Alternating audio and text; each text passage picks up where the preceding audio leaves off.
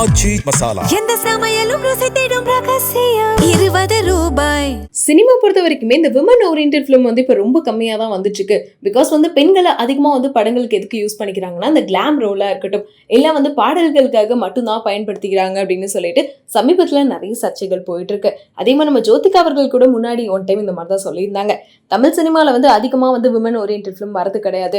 இவங்களை ஒரு ஐட்டம் சாங்காகவும் இல்லை கிளாம் ரோல்காகவும் இல்லைனா வந்து ஹீரோட பேச்சு கேட்குற மாதிரி இந்த சின்ன சின்ன கேரக்டர்ஸ் தான் உங்களுக்கு கொடுத்துட்டு இருக்காங்க அப்படின்ற மாதிரி வந்து பேசியிருந்தாங்க.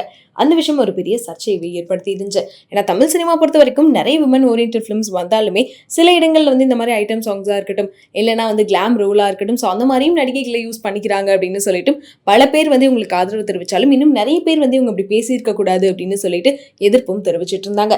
இப்போ அதே மாதிரி இன்னொரு சர்ச்சையும் கிளம்பியிருக்கு. என்னன்னா நம்ம ராம் சரண் அவர்களோட நடிப்புல ரீசெண்டா பெத்தி அப்படின்ற படம் வந்து ரிலீஸ் ஆயிருந்துச்சு. இந்த படத்துல ஜான்வி கபூர் தான் ராம் சரணுக்கு ஜோடியா வந்து முதல் முறையா நடிச்சிருக்காங்க.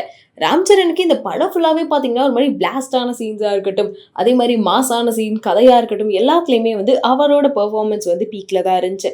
ஆனா ஜான்வி கபூரோட ரோல் அப்படின்னு எடுத்துக்கிட்டா ஒரு நல்ல நடிகை அப்படின்னாலுமே அவங்கள இந்த படத்துல ஒரு கிளாம் ரோலுக்காக மட்டும்தான் யூஸ் பண்ணியிருக்காங்களோ அப்படின்ற ஃபீல் படம் பார்த்த எல்லாத்துக்குமே வந்து இப்போ ரீசன்ட் டைம்ஸ்ல தோணி இருக்கு. பிகாஸ் படம் ஃபுல்லாவே வந்து அவங்க அந்த இடத்துல இல்லைனா கூட எந்த இம்பாக்டையும் ஏற்படுத்துற மாதிரி இல்லை. முழுசாவே வந்து ஒரு பாட்டுக்காகவும் சரி, அதே மாதிரி கிளாம் ரோலுக்காக மட்டும்தான் யூஸ் பண்ணியிருக்காங்க. ஸ்ருதிஹாசனையும் வந்து அந்த மாதிரி தான் இந்த படத்துல யூஸ் பண்ணியிருக்காங்க அப்படின்னு சொல்லிட்டு நிறைய நெட்டிசன்கள் கருத்து தெரிவிச்சிட்டு இருந்தாங்க.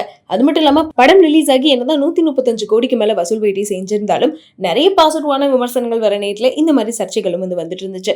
முக்கியமா பாத்தீங்கன்னா நிறைய நெட்டிசன்களோட கருத்து வந்து தெலுங்கு சினிமால ஜான்வி கபூரை இதுக்காக தான் யூஸ் பண்ணிட்டு இருக்காங்க. ஸோ அவங்களுக்கான பெட்டரான கேரக்டர்ஸ் கொடுக்கறது கிடையாது. அவங்க நல்ல நடிகை அப்படின்றப்போ வந்து முக்கியமாக அவங்களோட அம்மா ஸ்ரீதேவி அவர்கள் அவ்வளோ நல்ல நல்ல படங்கள் கொடுத்துருக்காங்க. அவங்களோட பொண்ணு அப்படின்றப்போ இவங்களுக்கும் நல்ல கேரக்டர்ஸ் கொடுக்கலாம் அப்படின்னு சொல்லிட்டு பல பேர் அவங்களுக்கு தோணுன கருத்துக்கள்லாம் சொல்லிட்டு இருந்தாங்க. இந்த விஷயத்துக்காக இந்த படத்தோட டைரக்டரான புஜி பாபு சனா அவர்கள் வந்து ட்விட்டர் பக்கத்தில் ஒரு ட்வீட்டுமே போட்டிருக்காரு.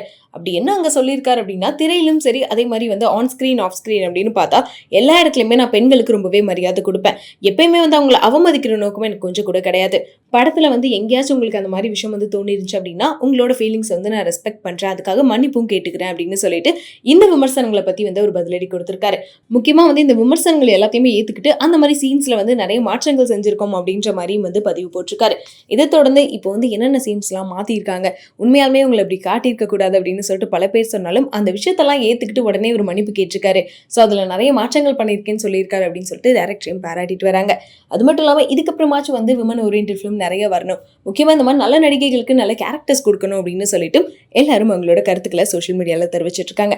நீங்க இதை பத்தி என்ன நினைக்கிறீங்க அப்படின்றதையும் மறக்காம கமெண்ட்ல சொல்லிருங்க.